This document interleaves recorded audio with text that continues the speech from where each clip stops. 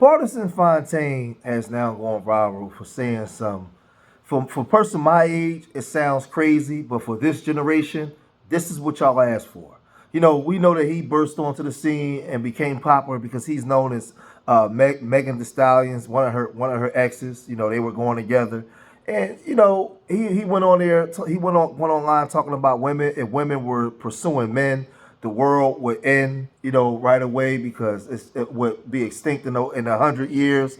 And this is just a generation of everything is unbalanced. You women say you want equality, but you're so unhappy with the men. The men are so unhappy with the women. Everybody's hate screwing. It's just all jacked up. But this is what he said. Check this out. Had to win over niggas, we would have no motherfucking, the fucking race would die. If girls had to run down on niggas and pursue them like, yo, listen, I think you gotta, the world will end. I would give it 100 years before life is done. Cause y'all don't be knowing what the to do or say. They so up. Yeah, when y'all like, y'all still pretend not to. Like, that's how crazy it is. Let me hear some woman game. Let me hear some woman game. What would you say to it that you want to get his attention? Y'all will be in a room with a nigga that you like, that you think is attractive, that you done sent to your group chat 100 times and not say nothing to you. Hey, handsome, you smell nice and I like your teeth. Let me reverse this. So if a nigga walk up to you like, hey, gorgeous, you smell good and I like your teeth, y'all gonna be like, thanks. Now, let me say this because, some people were saying that, people missed the point. And I didn't miss the point. I understood everything that he said. But this is the thing, right?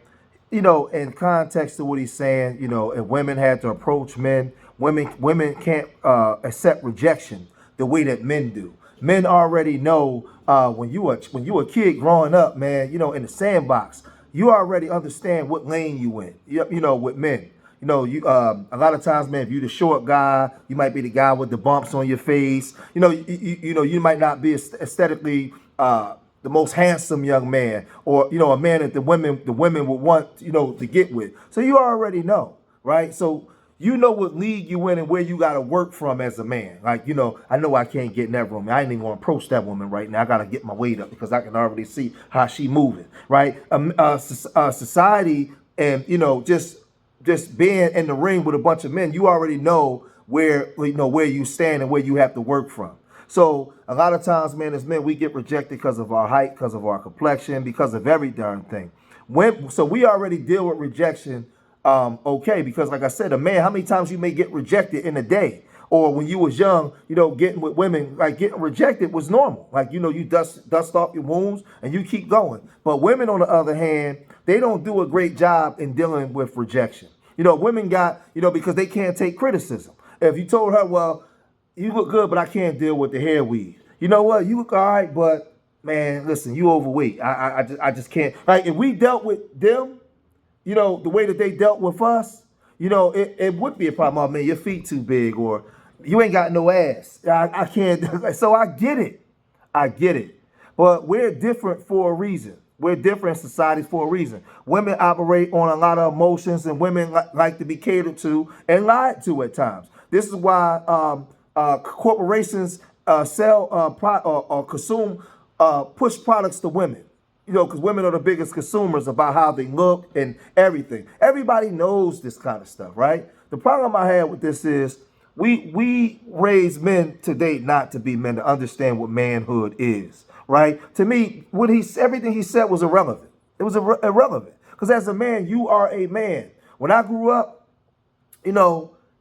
we pursued women. We pursued women as men. I paid for everything. I was a builder. I was a legacy creator. I thought like that. We have a generation now of men that's been raised by a lot of single moms. She washed their dishes. She clothed them. She fed them. She did everything for them. So now when he get with a girl, he expects his girlfriend to do everything for him because he never had to really do anything or build anything. He never seen a man basically go and be the example for him. Everything that he's been under has been under a woman. He was told to do by his mama, his aunties, his grandma. They all did everything for him. So 50-50, so this 50-50 conversation is easy. This is what you women wanted. You wanted equality. So you want equality, but you still want a man to be a man, even though that man is not being raised to be a man. That man is not being raised to actually meet the standards that biologically a woman requires from a man. I'm going to say it again. That young man is not being raised to meet the standards that women biologically say that they want from a man. See, what she wants biologically is different than what she says out of her mouth. I can do what y'all do. I can do this. But really, you don't want to do what a man do. Really, you want a man to court you. Really, you want a man to be a man. But he doesn't know how to do that because he was never raised like that. So 50-50 that's what it is. That's the rule of the day. That's where we're at. That's where we're at with it. And a lot of you women out here are to blame for this. Like I said, when I was growing up, there was a difference between a man and a woman, and we saw the woman as a weaker vessel. And it didn't mean that she was incompetent. It meant that I was social engineered to protect a woman. I was social engineered to take care of a woman, to stand in front of this woman, to take all the blows for this woman. This was the woman that was going to carry my legacy. My legacy is forming inside her belly. So before you even get to her, before you even look at her, you got to come through me.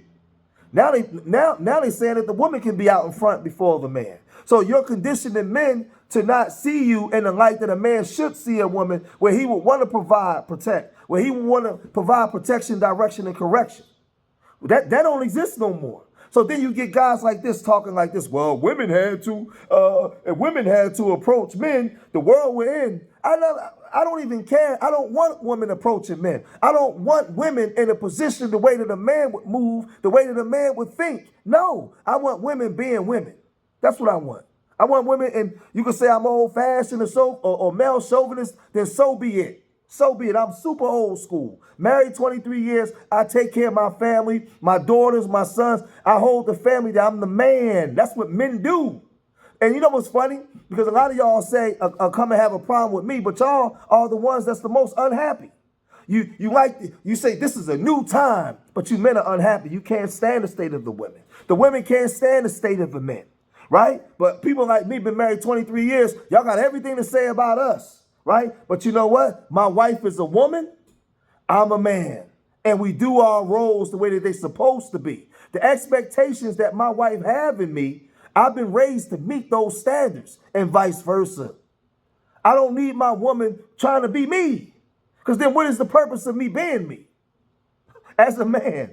And she doesn't need me. She doesn't need me riding around in her car all day, living off of her. You know, when she going through some things mentally, my job is to be there to help fix that. You know, man, listen, it's just a lot, man. It's just a lot that we don't understand today because they done totally destroyed the genders and the roles and everything else.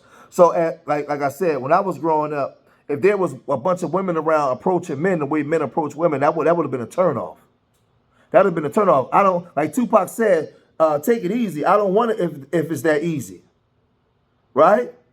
Y'all remember that song? He said, we say sleazy, but I don't want it if it's that easy. So no, we don't want. I already know that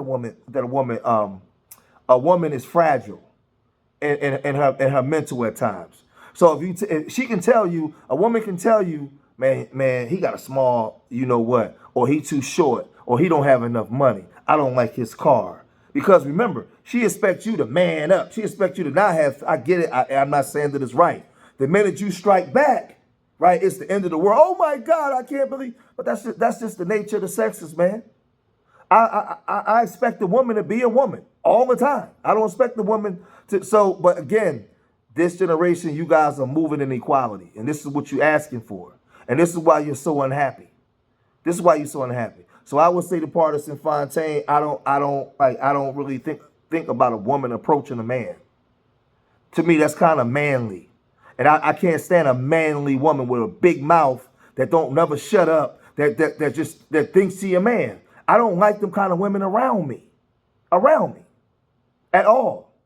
You know, so like I said, I don't know. I don't know. It's just this whole the way of thinking in this generation is just off. But I'm gonna cut this video short here, man. If you made it this far in the video, hit that like button, subscribe to Street Media TV, leave your comments in the comment section. And remember, I love y'all. Till the next time, peace.